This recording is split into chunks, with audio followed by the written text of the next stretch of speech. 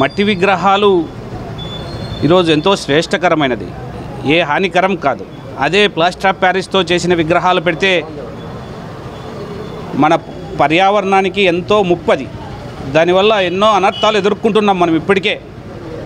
అవి కాలువలో వేయడము, చెరువుల్లో వేయడము, అది కరగక పశువులు దాంట్లోకి దిగి ఎముకలు దాని ఐరన్ ప్లాస్టర్ ఆఫ్ ప్యారిస్ దాని గొంతు లేకపోవడము, ఆవులు చనిపోవడము, మనుషులకు దాంట్లో దిగినప్పుడు కాళ్ళకు కుచ్చుకొని సెప్టిక్ కావడము, ఇలా పర్యావరణానికి ఎంతో ముప్పు ప్లాస్టర్ ఆఫ్ ప్యారిస్ వల్ల.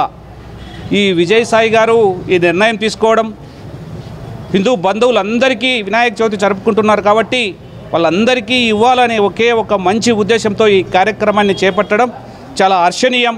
ఈ కార్యక్రమానికి మమ్మల్ని పిలిచి దానిలో భాగస్వామ్యం చేసినందుకు మరొకసారి ఆయనకి కృతజ్ఞతలు తెలుపుతూ, ఇప్పటికీ ప్రభుత్వాలు, కలెక్టర్ గారు అయితేనేమి అందరూ దీని విషయంలో ఎంతో అవేర్నెస్ తెస్తున్నారు. మనం మట్టి విగ్రహాలే పెట్టాలా, మట్టి విగ్రహాలనే పూజించాలా, అది ఒక ప్రతిమ, ఆ ప్రతిమను అలాగే మనము మన ధర్మాన్ని అలాగే పూజించుకొని అలాగే కాపాడుకోవాలా. ఈ ఫాస్ట్ అండ్ కల్చర్లో ఏది ఈజీగా ఉంటే దాన్ని తెచ్చి ఈ ఇబ్బందులకు మనకు ఇబ్బందులు తెచ్చుకోకూడదని మరొకసారి కోరుకుంటూ, ముందస్తుగా హిందూ బంధువులందరికీ వినాయక చవితి శుభాకాంక్షలు తెలియజేసుకుంటున్నాం. సాయిరామ్, జై గణేష. గత 20 సంవత్సరాలుగా అంటే 2005వ సంవత్సరంలో మనం ఈ యొక్క కార్యక్రమాన్ని మొదలుపెట్టడం జరిగింది. పర్యావరణ పరిరక్షణలో భాగంగా మట్టి వినాయకులను చేయడం అనేది అప్పట్లో ఎక్కువ ప్రచారం లేదు. అది చేయంగా ఈరోజు అన్ని చోట్ల కూడా ఈ యొక్క మట్టి వినాయకులను పంచడం అనేది కార్యక్రమం చేస్తున్నారు.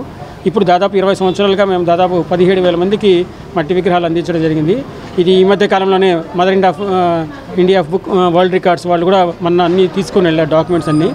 సో ఇది ఈ కార్యక్రమం ఇట్లాగే మనం కొనసాగించాలని ఈ కార్యక్రమానికి మేము పిలిచిన వెంటనే వచ్చినటువంటి రాజేష్ అన్న గారికి, వారి మిత్ర బృందానికి అందరికీ కృతజ్ఞతలు తెలియజేస్తున్నాము.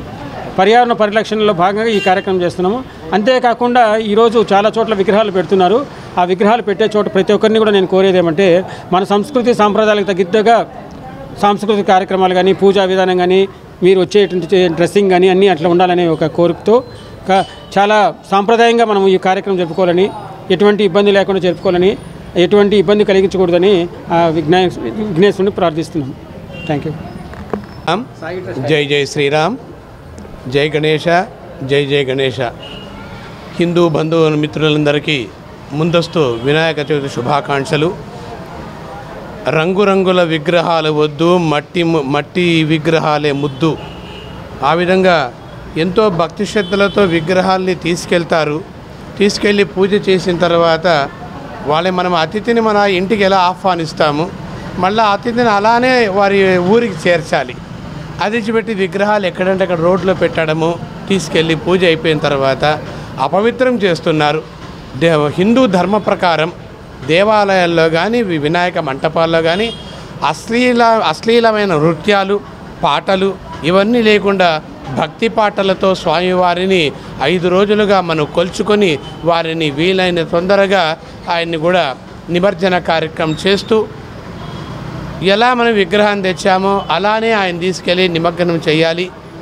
మధ్యలో ఈ మందులు, ఈ మత్తు మాదక ద్రవ్యాలతోనూ, ఈ డీజే డ్రమ్ములతోనూ విచిత్రమైన వేషధారణలతో ఈ నిమజ్జన కార్యక్రమం చేస్తున్నారు. అది లేకుండా ఆధ్యాత్మికంగానే ఉట్టిపడాలి మనం ఏ కార్యక్రమం చేస్తున్నా. ఆ విధంగా ఆధ్యాత్మికంగా ఆయన్ను కూడా నిమజ్జన చేయాలని చెప్పి ఈ పట్టణ ప్రజలకి కాదు, ఈ 29 జిల్లాలు, తెలంగాణ, ఆంధ్ర రాష్ట్రాల ప్రతి ఒక్కరికి, గణేష భక్తులందరికీ విజ్ఞప్తి చేసుకుంటున్నాం. జై శ్రీరామ్.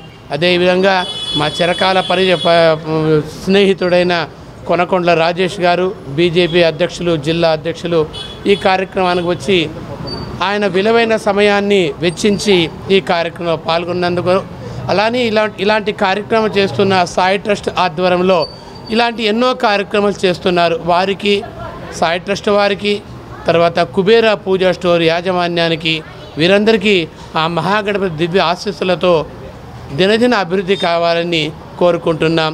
జై శ్రీరామ్, జై జై శ్రీరామ్.